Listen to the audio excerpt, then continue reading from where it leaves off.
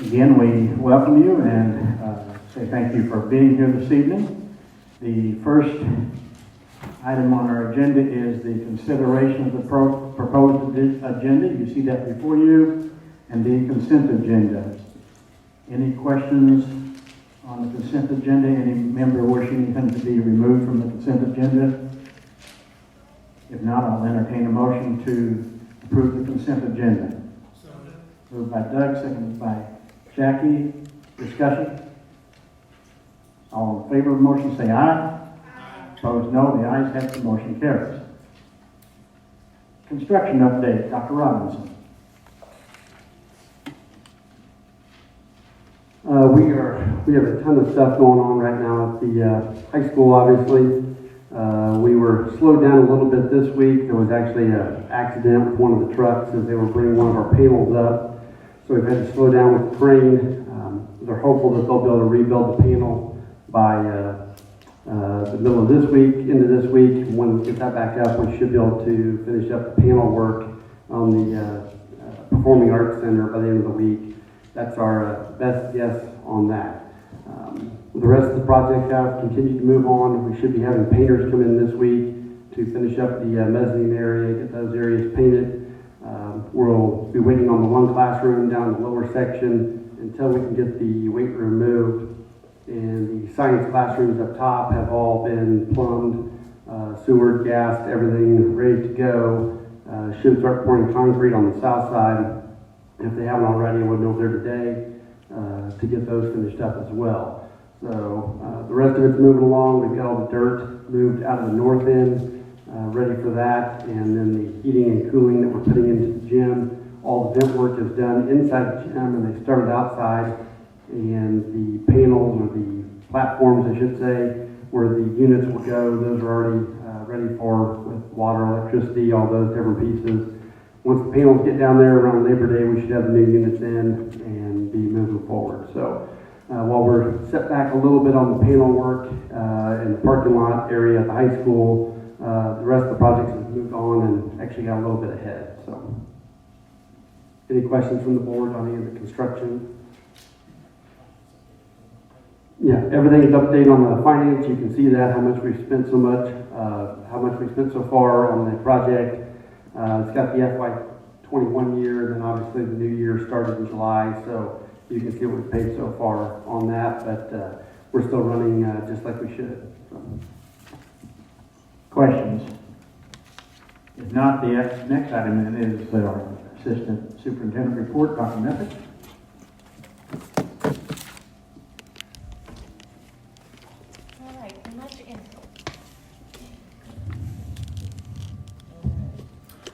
I do have the assessment results. As you notice, those were in the board packets. The assessment results from this year, we are looking at those. We are utilizing those, but we are also taking those with a grain of salt. Jessie, as you know, we did not offer assessments within the school year of 2020. So we did offer the assessments in 2019 and again in this past spring. Overall, just some reminders. No assessments were given in social studies, so last year, of course. So this year will be those baseline assessment scores, so you did not notice any social studies scores within your packets. Those will not be coming out until the fall, and that's at the high school level. The totals for the 2021 that I shared in my information include the data from both our virtual students attending virtual instruction, as well as those for in-person. And keep in mind, although the assessments were very similar, the instruction was very different. So again, we had students that participated in virtual instruction. The high school moved to a hybrid model. And so although the assessments were similar, the type of instruction and the delivery was completely different. And so that is going to have an effect on some of the scores and results. Each year, Jessie, we look at the amount of students scoring in the top two levels compared to the bottom two levels. I did want to go ahead and I think celebrate and shed some light on some of our content areas and their scores. If you look at CIS, the ELA map comparisons, Overall, the building did fairly well, but I definitely want to celebrate and offer kudos to the 5th grade ELA team. Back in 2019, the amount of students scoring in the top 2 levels was 44%. Compared to this past year, it only dropped 1%, and that really is an outstanding achievement and shows the effort put in by the teachers and the students. At CVMS, ELA scores for 6th grade, in 2019, we had 50% scoring in the top 2 levels compared to this past spring. We actually had 49. So again, when you look at the disruption and the amount of, I think, challenges faced by the students and the teachers, those are outstanding scores. CHS, English 2 coursework, those scores fell by 3%, a mere 3%, moving from 59% scoring in the top 2 levels to 56 this past year. And then moving on to math.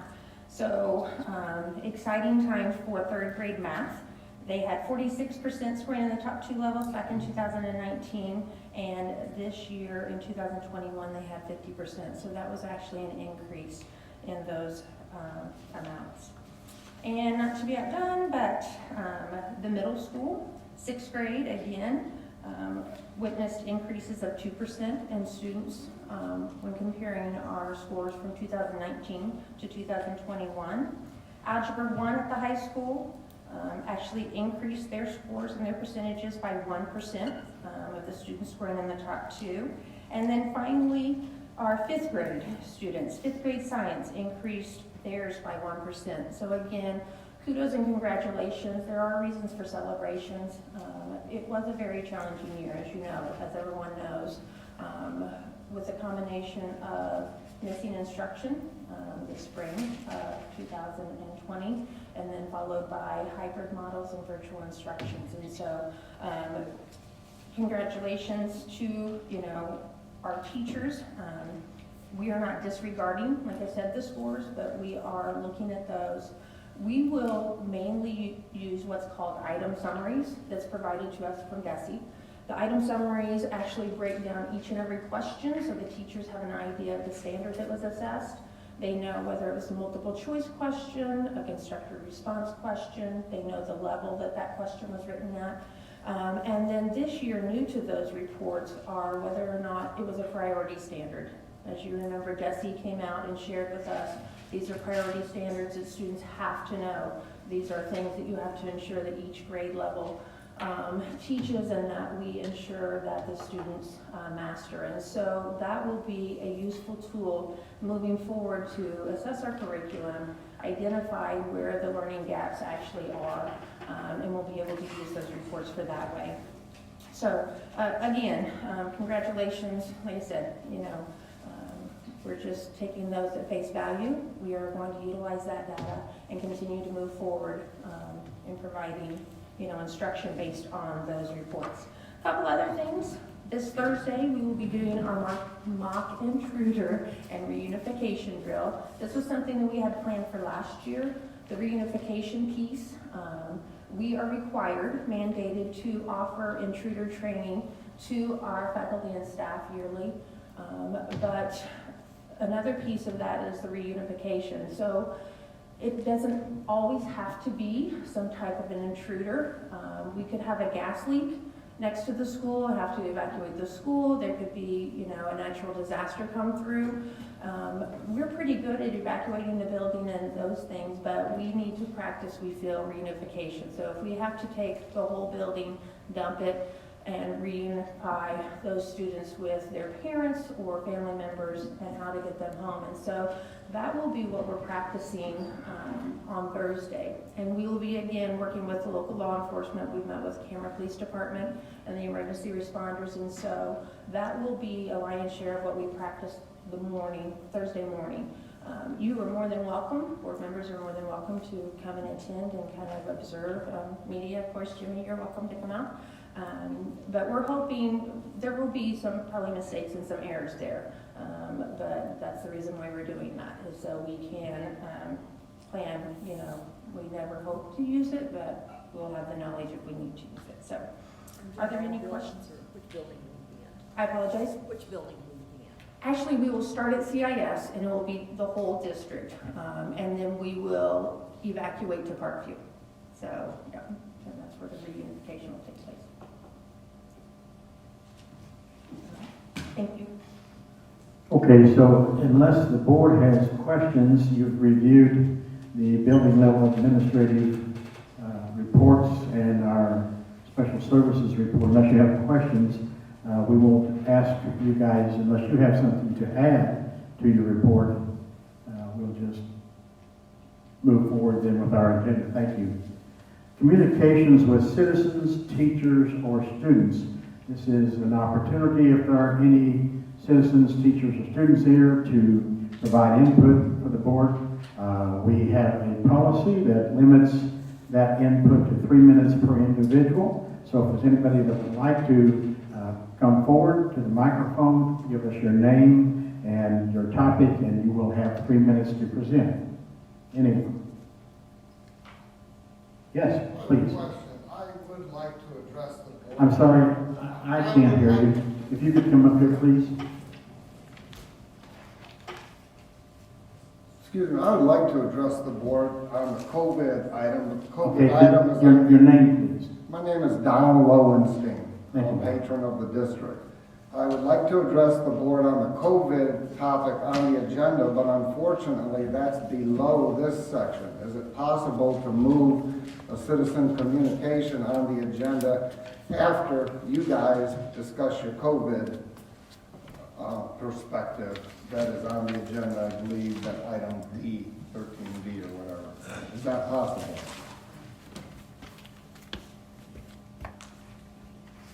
I just don't want to speak out of school. I want to hear from you guys what your policy is before I address it.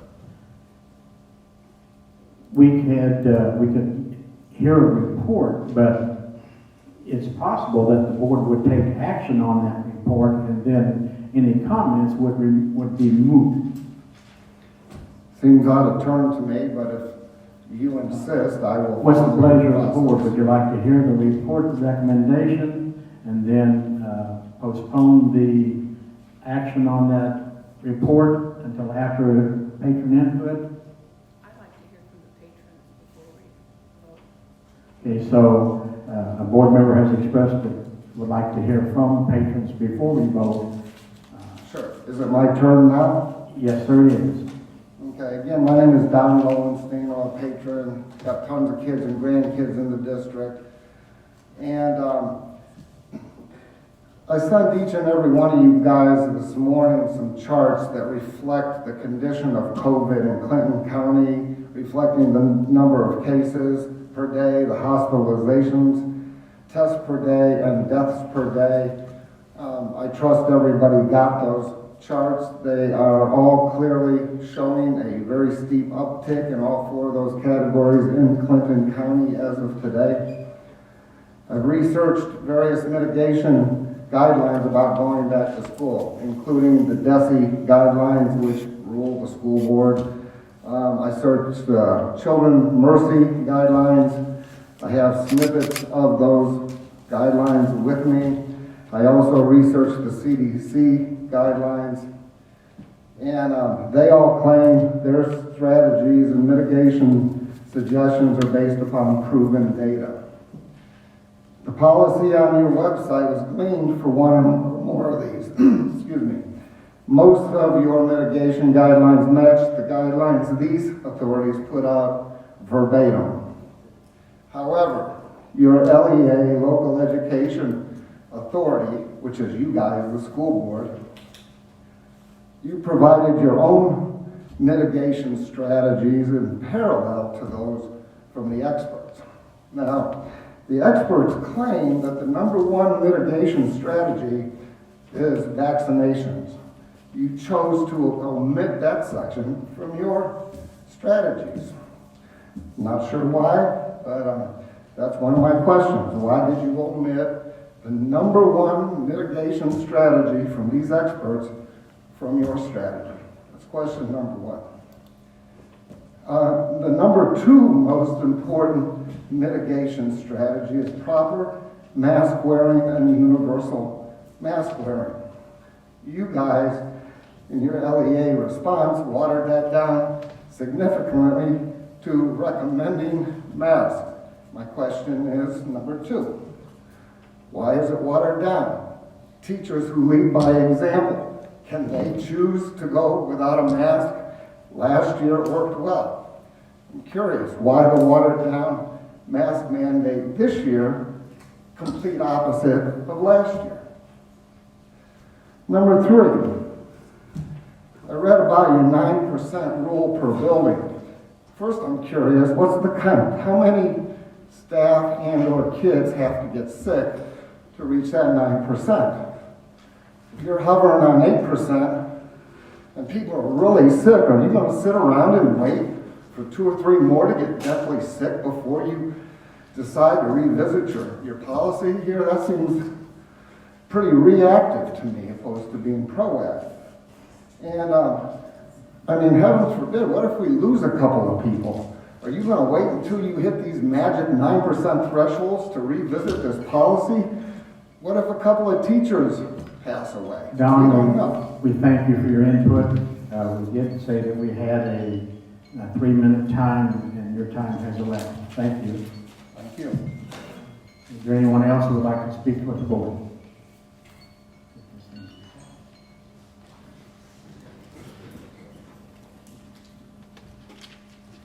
We'll let the lady go first. Sorry. Hi, I apologize. My name is Shauna Conley. This is in fact my first school board meeting, and so I wasn't aware of how it quite worked. So I guess my comment is more in the release that we got sent as parents about the mask mandate. One thing I wasn't clear on is it says 9% per school. What is the general absence rate currently or prior to COVID? Is 9% high? Is that low? I don't really know those numbers, and that's information I would have liked to have known. However, I would like to state that as a parent of a child going into high school, I'm glad that you took the stages of the 3 steps, or at least you're considering that. Because it shows me as a community that you're at least taking into options that our children don't want to be covered all school year. My daughter's the one that's a little bit like, I'll wear it because you're asking me to, but if you didn't, she would choose not to. So I'm glad that you are taking steps to at least consider the children.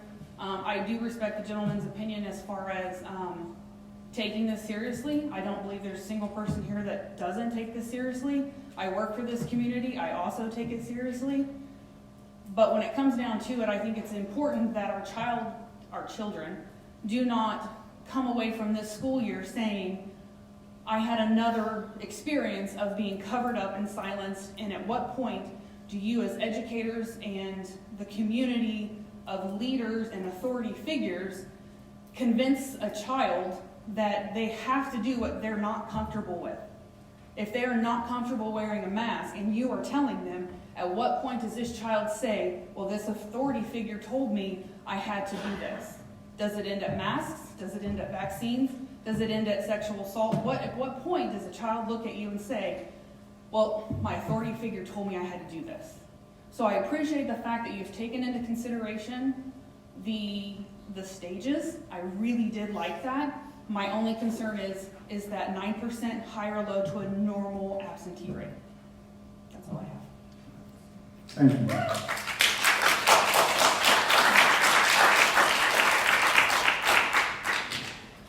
Go ahead.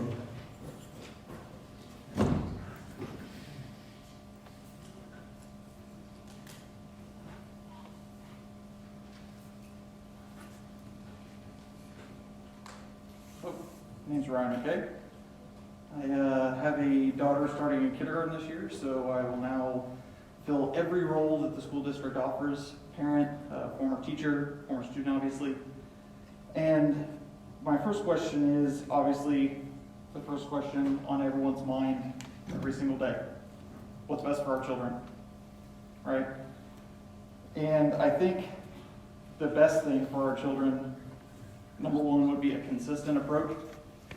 And the fact that we're going into this Obviously, you have to have mitigation strategies, things to fall back on, but we're going in this hoping for the best.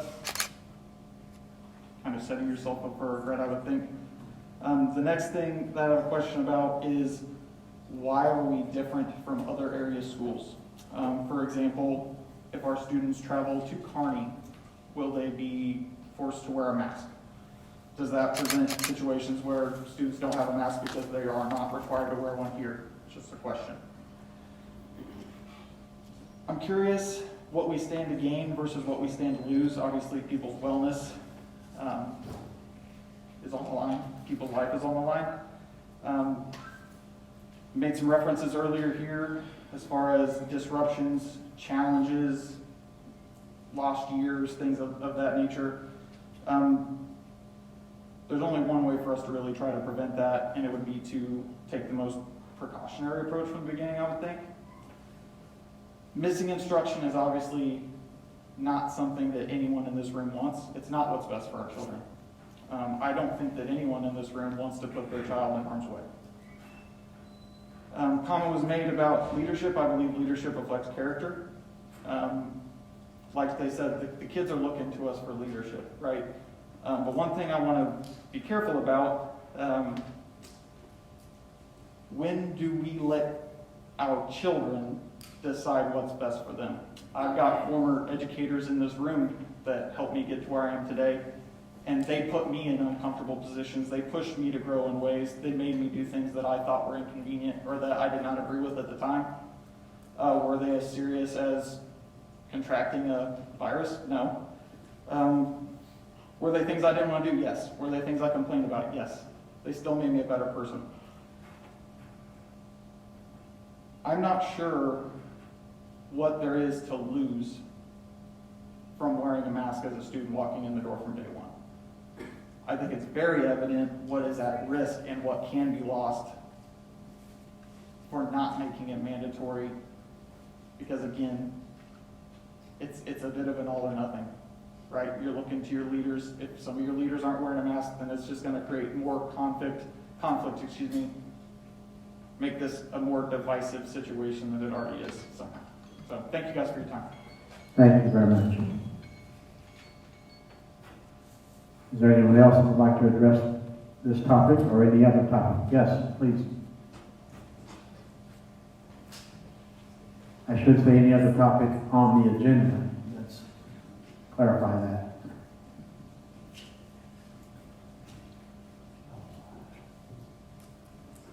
Thank you, guys.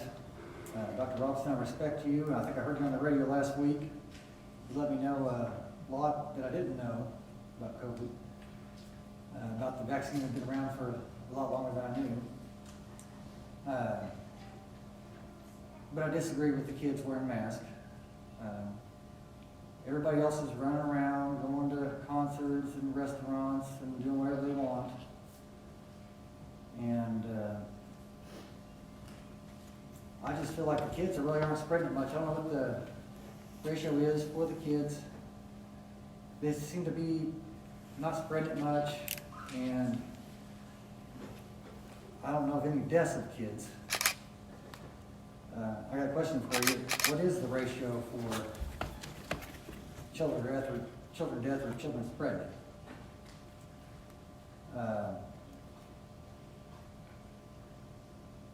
Besides that, I just don't,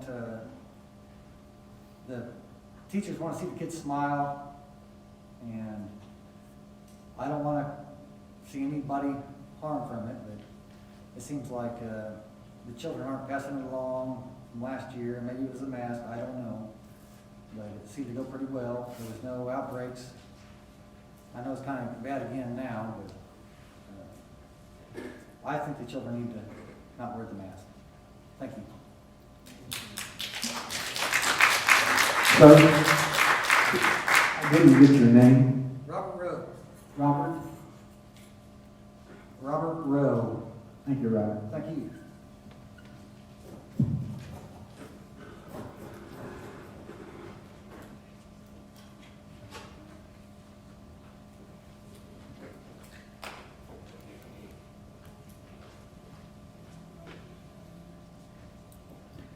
Hi, Hi, my name is Mary Eads. I have 2 children that attend the school district. I made some notes on my phone. I wasn't planning to speak tonight, but my children don't want to wear masks. My children feel miserable and horrible when they wear their masks. I'm not sure where the science is behind a box that says on the box does not protect against the viral infections. I'm not sure why the children were allowed to attend summer school with no problems. I'm not sure why everybody up here is not wearing a mask and has no problem with that. But yet we want to mandate our kids to do this. I can't imagine as a child growing up not being able to communicate. I can communicate with you and see whether you're upset or whether you're happy. Children can't do that with teachers and their own students. I can't imagine growing up like that. I do have a choice to pull my student. I do, I understand that, but then there's no football, there's no choir, there's no all the other things that attend with that. So I'm trying my best as a parent to attend here, and I'm very disappointed that there's not more parents here to stand up for what they claim to say they're upset with. So I'm here. The deaf and hard of hearing group of people that are in the school district, they struggle. They need to be able to read your lips. And IEPs require the least restrictive environment. So I'd like to know how you guys plan to provide that environment for students that need that. And how you can address that for my own son. Thank you.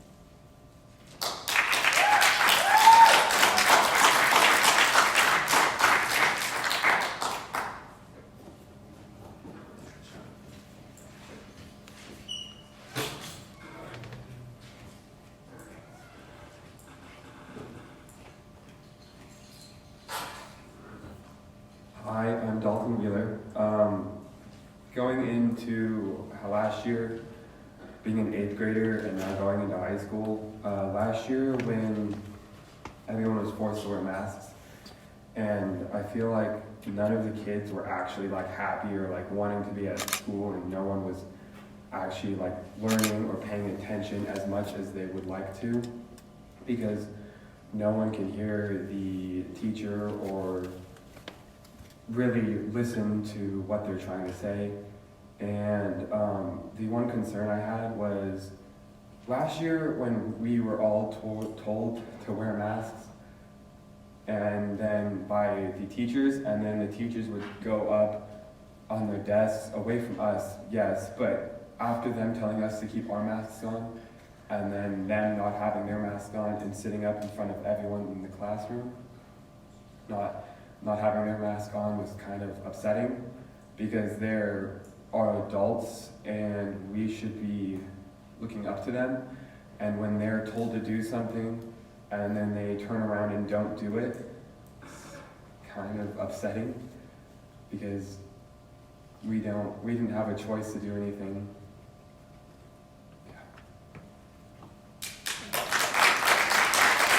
Thank you.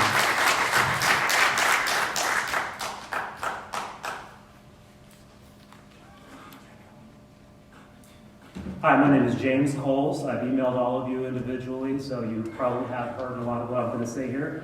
I don't necessarily have a speech, but I wanted to say that the plan that you've come up with so far that was dumped on a Friday evening before a weekend, the day before you were planning on voting on this plan, I've read it.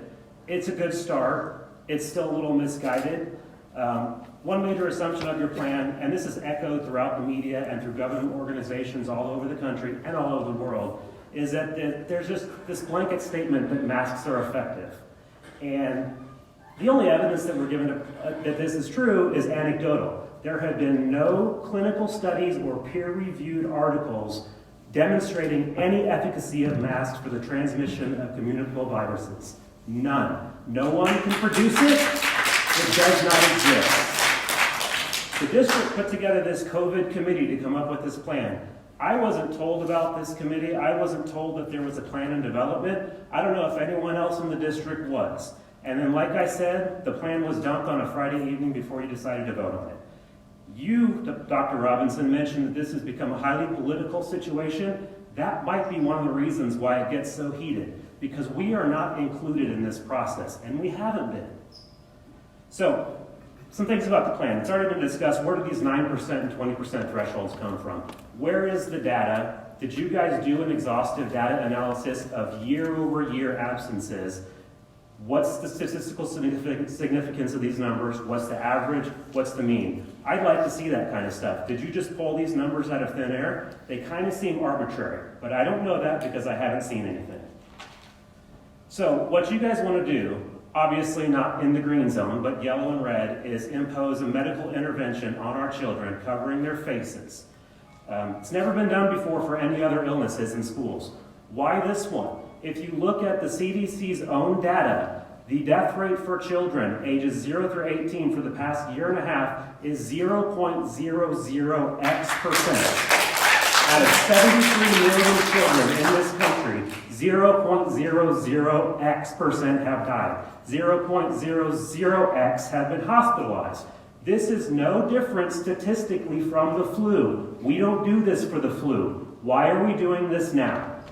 Masks are detrimental to breathing. It has been demonstrated. They are detrimental to cognitive ability, communication. They're full of germs and bacteria. They're unnatural and they're cruel, and there are no proven benefits. If you want to impose a medical intervention on our children, the burden of proof is 100% on you to give us the demonstration that it will be effective and it is worthwhile, and that has not happened yet. So my time is about up, and that's all I have time to say, but I do not want my children in masks, and you should all vote against this plan and leave things the way they are right now. 100% voluntary. Thank you. Thank you.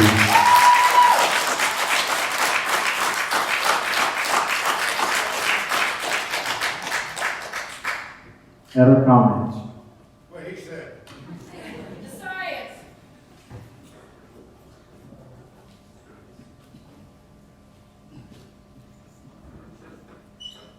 Good evening. My name's Quinton Lovejoy. I just wanted to expand on some of the statistics we've heard tonight. I looked this up this afternoon. As of August 13th, 2021, according to the CDC website, the 7-day rolling average for cases in DeKalb County for COVID-19 is 3. The 7-day average deaths for COVID in DeKalb County is 0. In Clinton County, the 7-day rolling average of cases is 7. In Clinton County, the 7-day rolling average of deaths is, again, 0. So we hear a lot of doom and gloom over vaccination rates and over the case count and so forth. Currently, 78% of the average people hospitalized or who have died from COVID, 78% of those individuals are obese.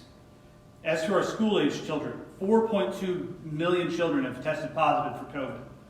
0.008 of them have died. In the 2018-2019 season, according to the CDC's website, 480 kids died from the flu. That is more than have died from COVID in 18 months. Anyone that served on this board, anyone that had parents, had children in school, I don't recall anyone anywhere suggesting kids should be masked during that season. We talk about a lot. I've heard tonight, best for the kids, so on and so forth, and this always enters the equation. Imagine teaching children that the air around them is toxic, that everyone around them is sick. Have we measured the health effects of forcing children to breathe through a material that is caked by sweat, spit, dirt, bacteria, Lord knows what else elementary school children would be breathing through every single day? Adults can get vaccinated if they want to. If you want to get vaccinated, I encourage that. Children are statistically, children are almost impervious to this virus. That's just what the statistics on the CDC website says. Now, if we want to talk about some statistics that should definitely worry all of us, let's think about these numbers. 2,380 deaths per day. 271 out of every 100,000 people. 1 death every 36 seconds. Those are the statistics of heart disease. We can avoid these through proper diet, regular exercise, and an overall healthy lifestyle. However, I would venture a guess that within the cafeterias of our schools, we see foods and substances consumed on a daily basis that exacerbate the heart disease epidemic in our country. Maybe we should just follow the government's approach in our battle against COVID and the same battle against heart disease. Mandated dietary restrictions. I don't hear any of that being discussed here today. Forced exercise, restricting travel, commerce, and suspensions of any number of I'm sorry to interrupt, Mr. Lovejoy, but our 3 minutes is up. Yes, sir. Thank you, and I appreciate your approach thus far.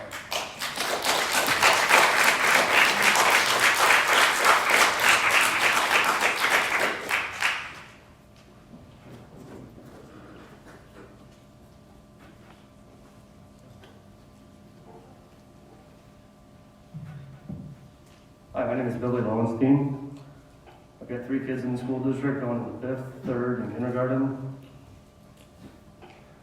I understand the mandating masks is not the popular opinion among a lot of people in this town. Far from it. In fact, you'll likely get a fair amount of blowback from many parents out there adamantly opposed to wearing a mask as we've heard tonight. This is not a matter of popular opinion, however. This is a matter of our children's health and potentially their lives. As the data has been provided to you guys has shown, local cases has risen recently. I've heard a lot of talk about, well, it doesn't affect children all that much. Other diseases affect more people than this does. Well, when it comes down to it, if wearing masks can keep just one child alive compared to not wearing a mask, then it's worth it in my mind. I know how it feels to be in the hospital with your kid and not know if they're going to live or die. I know that feeling. I don't want anybody in this district to have to experience that feeling. And if wearing masks, the simple act of wearing a mask can prevent one family from having to feel what I felt, it's worth it. Thank you. Thank you. Anybody else? If not, then we will move on with our agenda. I'm sorry, yes, go ahead.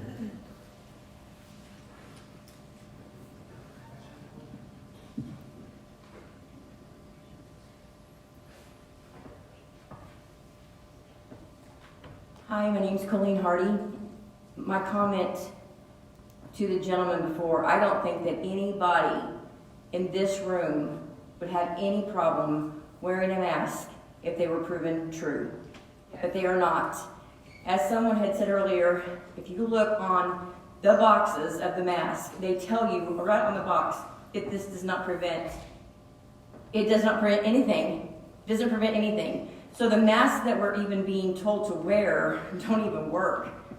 So I'm sorry, sir. If these masks really worked, everybody in this room would have them on. I guarantee it. And so I think that's all I got to say. I didn't use the full 3 minutes, so I'd like to reclaim my time. Nobody's arguing the masks are 100% effective. We know the masks are not 100% effective, but it is medically proven that they do work better than the absence of masks. And to my point, if we can save one kid by wearing masks, even though they're not 100% effective, even if it only saves one kid from getting seriously sick or dying, that's your obligation as a school board to protect our kids. Thank you. But they don't prove that. Thank you. We have another comment?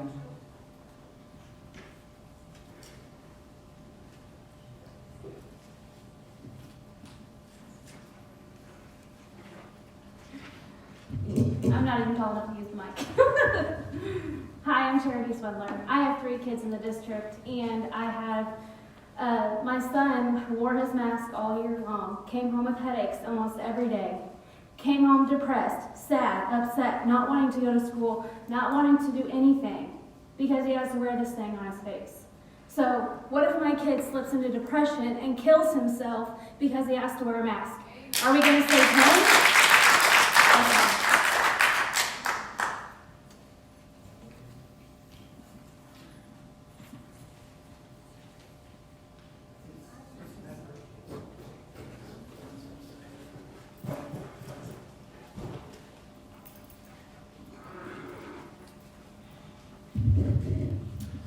Hi, everybody. My name's Derek Lanigan. I'm one of the administrators in the district. I've got 3 kids in the district. The plan that I saw on Friday, although it may not be perfect, did offer what I think a lot of us appreciate, and that is a choice. You know, back in March or April, I wasn't sure about the vaccine, but I was given the option to get the vaccine. I went ahead and did that because it gave me a choice. Choice that if others were sick around me, I did what I needed to do, that I could still be at work with my kids. Not my biological kids, with my kids. This summer, I ran summer school. I had one kid that had to go home because of close contact. And yes, I understand that being cautious and sending her home was the best thing to do. But when the test came back negative and they still had to stay home for 10, 14 days, and they missed out on all the opportunities that they had, that too is damaging. When they go out crying because they're upset that they got to go home and they don't understand why. I think many of our staff would appreciate the opportunity or the option, the choice to be able to be masked or not masked. I can tell you, if we hit that 9% threshold, we won't be the ones making that decision to shut everything down. Because if we or Cameron, Missouri are hitting that threshold, we have a major problem everywhere else. It'll be taken out of our hands. So, again, although it's not perfect where we're at, I do believe it is a very strong start. I do believe that it does offer our community, and I would say we have a pretty good representation of what our community believes and hopes for this school year, for their kids and for us. And if it becomes a dangerous situation, we will make the right decisions. We will call emergency boards. We'll do anything and everything we need to do to protect our kids, because we love our kids. So, that's all I got.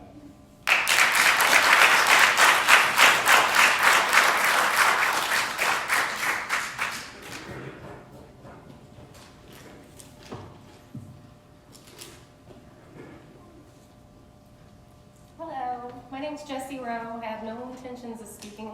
Most of the things that I feel has already been said, but just to clarify a couple things. One of them being the masks being appropriate to use to prevent this spread. It says proper use of a mask, and I don't know any kids that properly wear the mask. They're hardly ever on their nose and their mouth, and their hands are always on their mask and their faces, and then their hands are everywhere. So I don't think that the masks are properly being used, and therefore even less useful. And my other comment is, I wonder how many people have spoken with the children and how they feel without the pressure of their parents and their opinions. I know a lot of high schoolers who went virtual after being at school and not being able to handle that atmosphere. The environment was not good. Their creativity was lost. Their friendships, that connection that they have in school, that's important too. You know, the education's important, but learning side by side with your friends, they didn't feel that friendship. They felt a disconnect from their teachers and their friends. And several of them went virtual because they figured they might as well be at home alone and learning off a computer. And I don't think that's healthy. The little ones will do what you tell them to do because that's what we taught them to do. But they don't look happy to me. The teachers have done an amazing job doing what they've had to do to keep the kids entertained and safe. But I bet the stress of them not having to tell the kids to put the mask on every 5 minutes would let them devote more time to teaching their children and showing them that they care about them and that that mask is not the most important thing. Amen. Thank you. Thank you.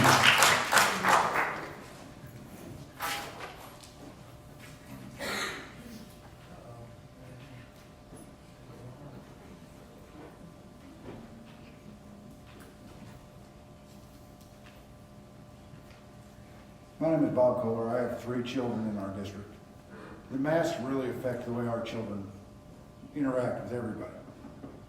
Like I can sit here and look you straight in the face and tell if you're paying attention. I can tell if you're smiling. I can tell what attitude you're having. If you're covering it up, I can't tell if you're depressed. If you're wearing a smug look, you got to pay attention to our children. With their faces being covered, you can't see it. You're not going to be able to tell if they're having a bad day. Everybody's worried about this mask, whether it's works or not, I don't know. There's other ways to spread it. Everybody that's been up here tonight has touched this podium. You're not scared of that. All I'm asking is our kids have the option to choose whether they want to wear it or do they do not. If the numbers get too bad, I believe, take every measure you can. But give them a chance and see what their health brings. Let them express it. Thank you.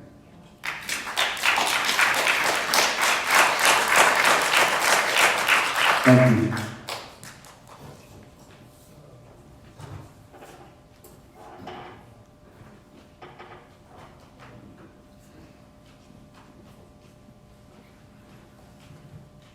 If there's no other input,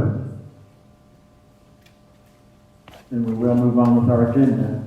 The next item is the approval of substitutes to be hired. Dr. Robinson?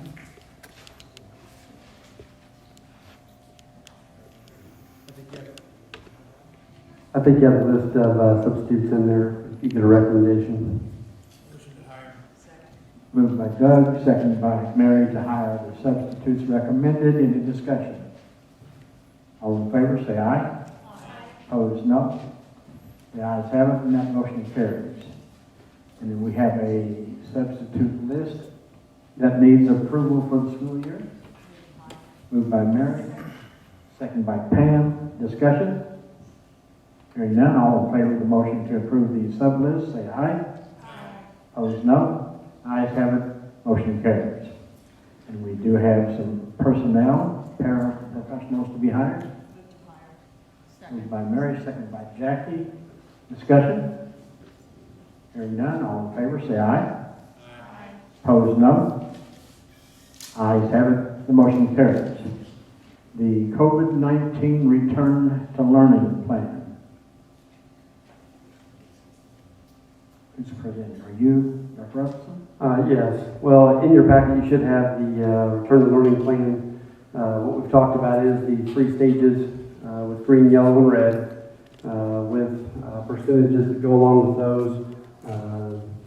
Those closely match either attendance rates or just numbers that fit within our school as far as not allowing too many kids with COVID, if that happens, to be within the school system. And so those numbers will include kids that are being quarantined, isolation, COVID symptoms. As part of that number will be part of that. Each one has its own mitigation strategies. Obviously, green is a mask-free environment. And once we get numbers that we feel either quarantine, isolation, COVID sickness, or other among all staff, students, then would take us to yellow, which would then be additional mitigation strategies. And then red, continued mitigation strategies and continued mask. And honestly, at that point in time, we would probably be struggling to conduct school if we were to get to the red. Obviously, that would be something we'd have to totally take into consideration if we were to get to the red. We were never that high in the building last year, but we did put that in there as a number that we would definitely have to go back and look to see what we were doing. Is there any questions from the Board of Education on? Dr. Robinson, can I ask if when the numbers were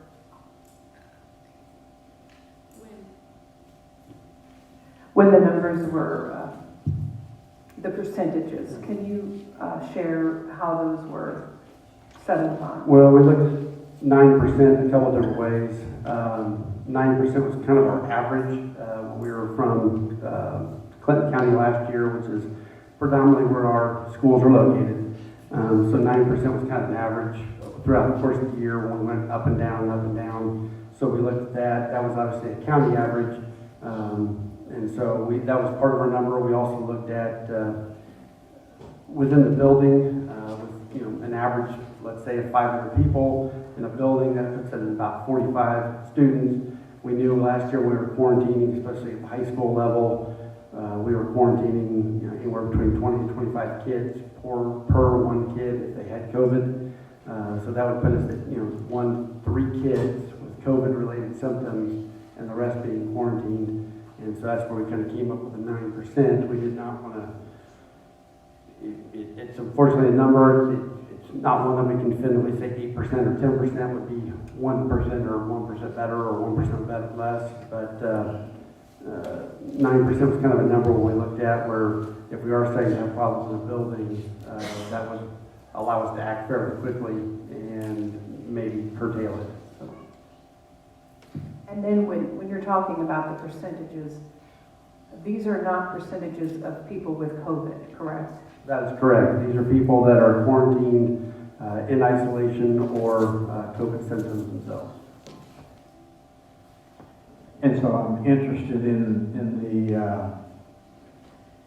process as we go to other schools for their for activity participation, and they require masks. We would be then required to wear that mask. As a conference, that's what we talked about as superintendents. We have a couple schools in our conference affiliation, the Midland Empire Conference, and I think it's St. Joe that is right now going to start school with masks.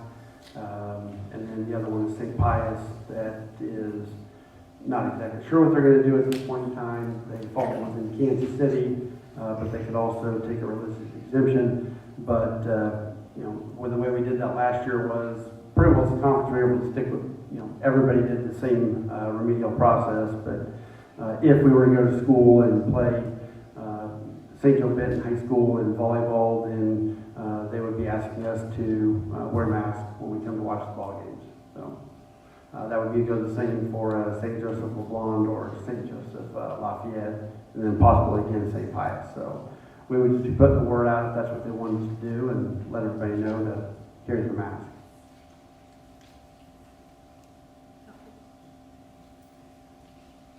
Can you explain?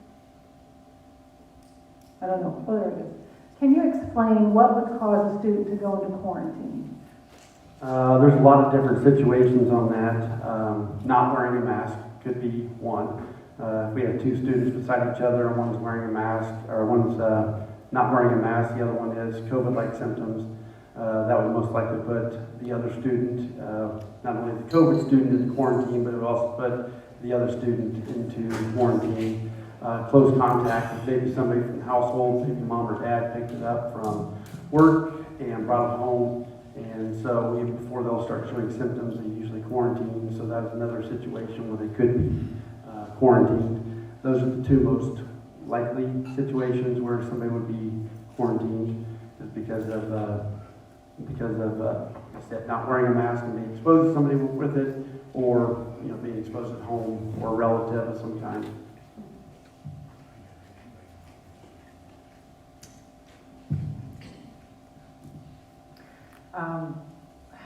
I appreciate everyone's comments and passion, first of all, but I do have a question for some of the representatives of the COVID committee. As far as I understand, Children's Mercy is at capacity. KU is filling up. A lot of hospitals around the region continue to see huge increases in people coming in with COVID, and their younger populations as well. My concern, I know we've talked about choice here. My concern is that we've got several hundred students that are 12 and under who really don't have a choice. And I just wanted to know if the COVID committee took those you know, the rises in COVID cases and the hospitalizations and that population of children into account during your meetings? 100%, yes. And that's why we put this in stages. We wouldn't let it get out of hand before we were able to try to get, you know, more mitigation strategies or put the mask back on. And so that's why we came up with that. We do know that, you know, there's been an increase, especially around the Kansas City area, and we do know that we've had a slight increase, you know, Clinton County and DeKalb County in those. So that is why we put the, you know, the percentages in so that we can be able to monitor those pretty quickly. So. Just a point of clarification on our correspondence we got. Masks are mandatory for all bus riders at all levels of response. Is that including bus to an activity? It would include a bus to an activity. Anytime they take public transportation falls under federal standards, just like riding an airplane, same with riding a school bus. So we would have to have kids that would have to participate in that as well. So.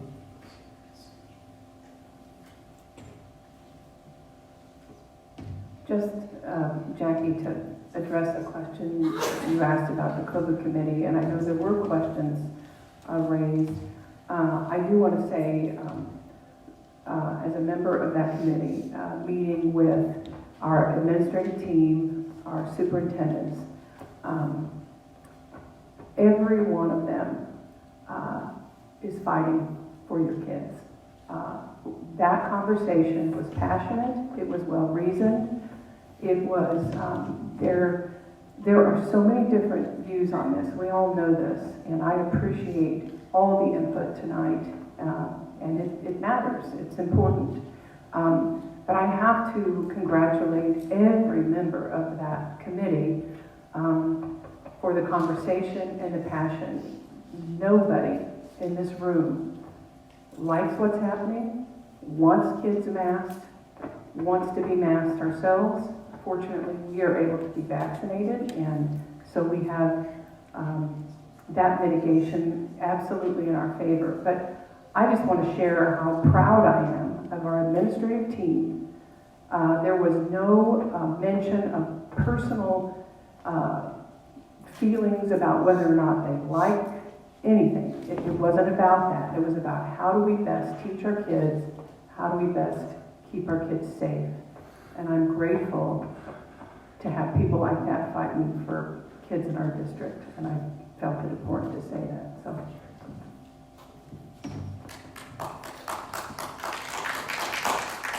Yes, thank you. I know someone had asked about the formation of the COVID committee, and that was done during a board meeting over a year ago. So just so you know, that did happen here in the board meeting, and so that group has met frequently to look at every option for our students. I know I'm not personally on that committee, but I very much appreciate that group. I take my position on the board extremely seriously. It's a lot to have that many kids that you're responsible for. And so I've done a lot of research. I want to encourage, there's actually studies out there. No, the tiny droplets are not caught by a mask, but the large droplets are. And so when kids are snotting in the classroom, it's going to catch more of that. It will escape. But so there is a study out there by the ABC Science Collaborative, which is a study from 13 different states, universities that have looked at data and mitigation strategies. So I'd encourage you just to go look at that if you're looking for other sources. Also, the American Academy of Pediatrics has some solid information out there. Children's Mercy has some solid information out there. There's a Kansas COVID work groups for kids has some. So I've looked at KU Med. I've looked at the Missouri University of Missouri's stance on this. And because it is a heavy burden when you think about the students walking in the doors, and our administrators take phenomenal care of our students, but that's a heavy burden on me when I look at those kids and try to balance our mandate to educate. That's what the board has been mandated, to educate the community in the middle of this pandemic. And so I think the COVID committee has worked tirelessly to look at that and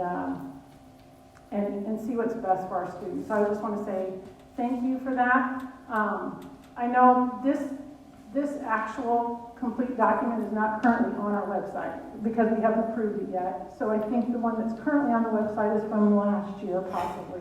From June. From June. Oh, that's right, June. Right. So this one, it goes into a little bit more detail about everything from hand washing to cleaning, ventilation, contact tracing, screening and testing,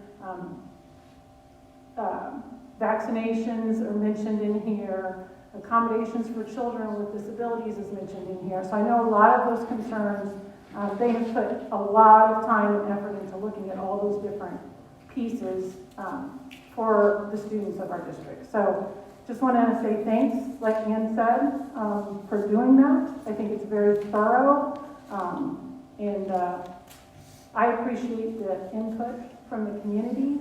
I appreciate the emails that we received, and I appreciate the passion for our students. So that's all I wanted to say. Thanks. Any other questions? Just before we move to vote, and this is very difficult because people who are dear friends are passionate on both sides of this issue. The place that this is changing every day, and we all know this. The news and the research, it changes every day. We met. One of our meetings was a week ago, and in that time, there's been a lot that seems to change. The virulence of this particular variant, the Delta variant, the infection rate is much higher than it was with the Alpha variant, and it seems to be affecting kids.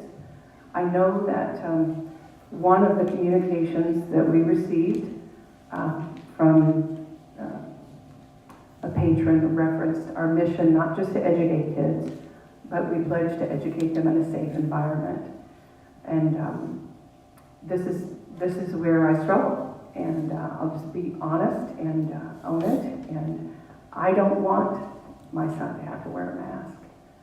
I don't, but I am struggling with the idea that we can promise to provide a safe environment and not have our students masked.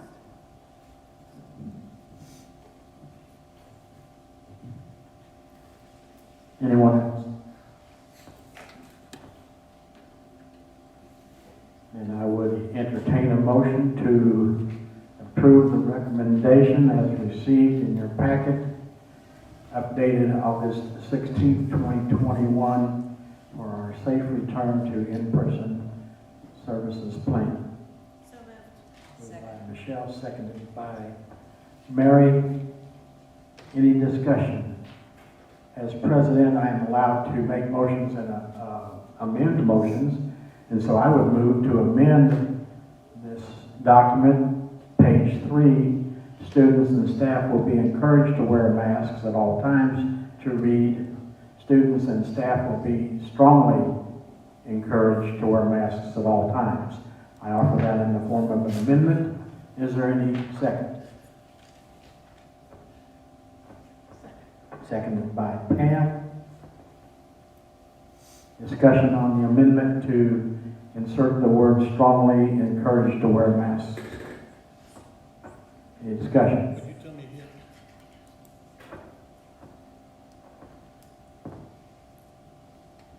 Sorry.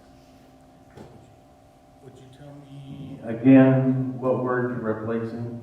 not? Not replacing any words, inserting the word strongly, so that on page 3, the LEA response would read, students and staff will be strongly encouraged to wear masks at all times. Thank you.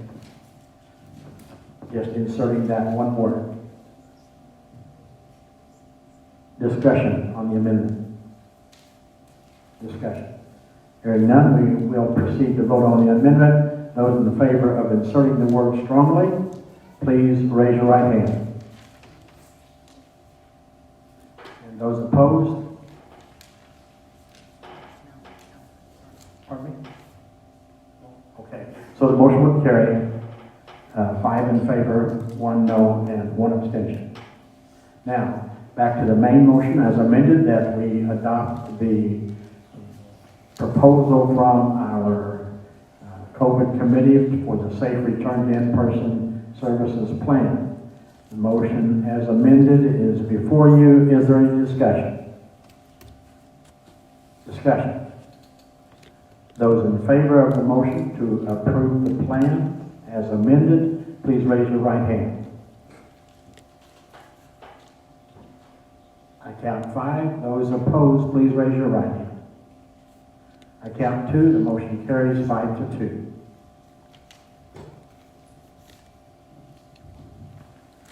Moving on to our next item for consideration, approve the athletic trainer contract. Similar to what we've already had. Similar to what we used last year. Any questions on the athletic trainer contract? A year. Is there a motion to approve the contract?